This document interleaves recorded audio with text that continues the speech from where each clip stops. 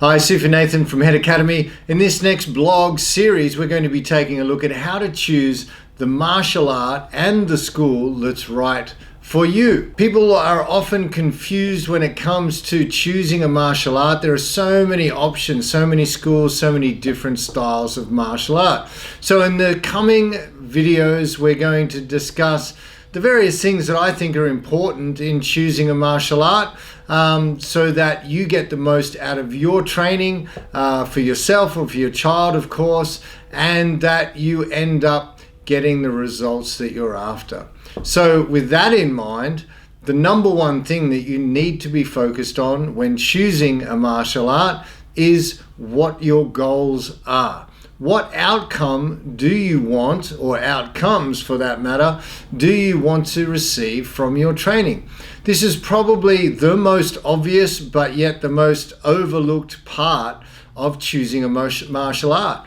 Why? Because most people choose a martial art based upon preconceived conceptions, videos they've watched on YouTube like this, what's popular or trendy, what they see on TV, what their friends do, etc., etc. So having an idea of what you want for your training or for your child's training is so important, because that will help you get the results that you are looking for.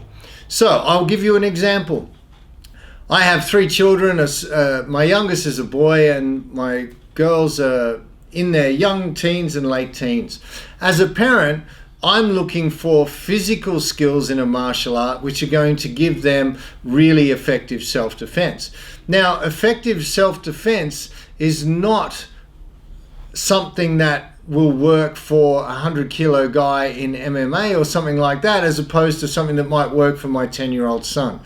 So when I'm thinking about martial arts for my children and the physical outcomes, I'm looking for, one is self-defense, one of those. There's many others and we'll talk about those as well. But first one is self-defense, and appropriate self-defense for their size, for their age, and being realistic about the outcomes that each martial art will give. For instance, I don't want my teenage daughters learning wrestling or jiu-jitsu as their first line of self-defense. As a father, I can't imagine my daughter using jiu-jitsu, Brazilian jiu-jitsu, or judo. And I did judo myself and I love judo, but I can't imagine my small teenage daughter being able to use any of those styles effectively against someone who is much bigger and stronger than her in a self-defense situation. And then again, she may need self-defense against someone at school who is around her size or age as well. And in that situation, I don't want her using something that's going to really hurt the person that she's defending herself against.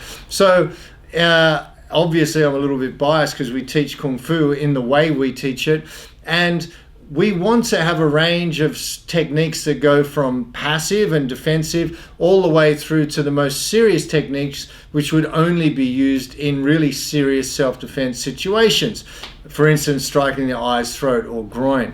Now, you as a parent may be looking for something quite different for that. You may be looking for the coordination and maybe the sports side of it, the competitive side of it. So you might like a taekwondo school or a karate sports school, even MMA, or a boxing gym that focuses on competing. So if you're looking for that style of training for your child, which is great, then you need to find a school which will give you those benefits and outline a way in which you can progress towards competing and the different rules and techniques that can be used in that competitive environment. So the physical benefits and concepts and outcomes don't only stop with self-defense, of course. In any style, there's different ways of moving, there's flexibility, coordination, balance, agility, everything that goes into creating really good movement patterning is also an essential, in my opinion, for an outcome for physical skills. So have a real think about what you want to achieve out of your training on the physical skills side, because there's more. There's mental and emotional skills as well. There's spirituality that goes into some disciplines and training as well. So have a think about the outcomes that you want for yourself, what training style you would like to see, and how you would like to develop as a student or for your child as a student, and what are the true physical outcomes that you want for your child, and then go about finding a style and then a school which delivers those outcomes. So firstly, have a think, write down the physical outcomes that you're looking for, and then we'll go into the next video and talk about the different styles and schools. Bye for now.